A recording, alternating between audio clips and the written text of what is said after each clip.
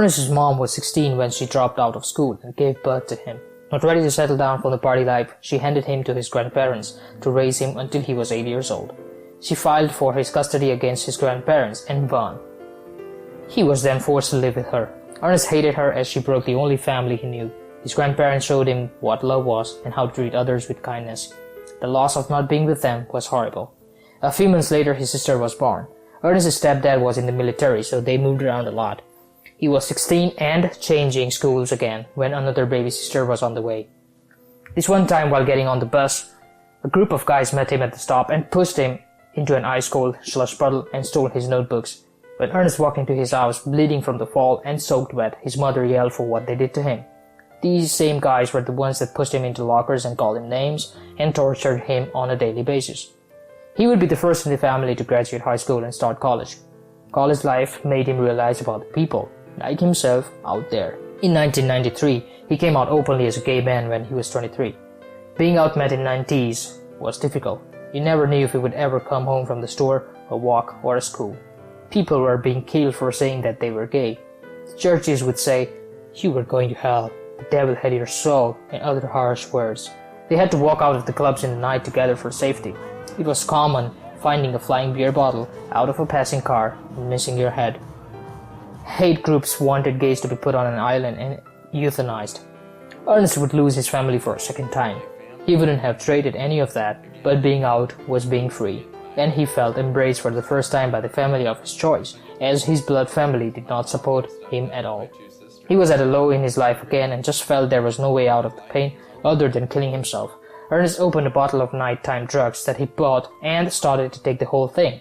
He did not want pain, so he decided to sleep and never wake up. After taking about 70 of the 100 pills, he started to regret the decision and called 911. He was crying and saddened and begged for help. The next few years, he was in therapy and taught himself that being gay was okay. He learned to pat himself on the back and to pull himself out from the worst happenings. He started having friends and forming a family that he was happy to be a part of because of those years being with a therapist. He found that the family in his life would start to leave him once again due to a gay cancer called HIV/AIDS. A new drug on the market called ACT was killing his friends and family. It felt like the government was behind the deaths. He went to more funerals in those 2 years than his whole 25 years of life. It was like you went to a hospital to visit your friend that you were dancing next to on the Saturday night with a mask, a gown, a booties, and gloves. The following week, you would be at their gravesite saying goodbye. For the next several years, he would drive charter bus and travel all around the United States and Canada. Driving for him was a coping mechanism for losing friends and family, helping him deal with these things. He was now 30, headed to Daytona Beach, Florida, to take a job as a driver.